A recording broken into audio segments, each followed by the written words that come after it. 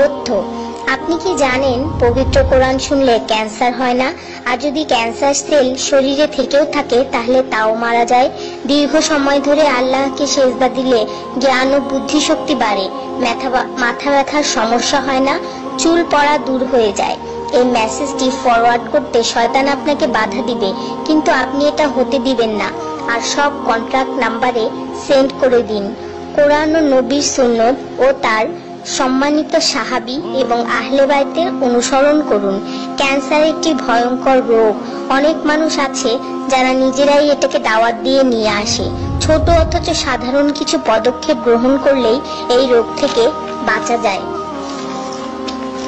বেশিরভাগ মানুষ খাবারের পরপরই পানি পান করে নেয়।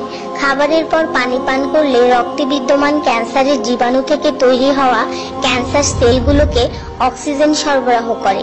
নবী পাক সাল্লাল্লাহু আলাইহি ওয়াসাল্লাম বলেছেন, খাবারের আগে পানি পান করা শেফা, খাবারের পরপরই পানি পান করা কলেরা রোগের কারণ। তাই সর্বোত্তম হলো খাবার শেষ করার কিছুক্ষণ পর পানি পান করা।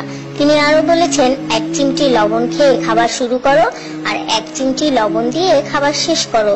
এই কথাগুলো তাদেরকেও জানিয়ে দিন যারা আপনার কাছে জীবনের চেয়েও প্রিয়।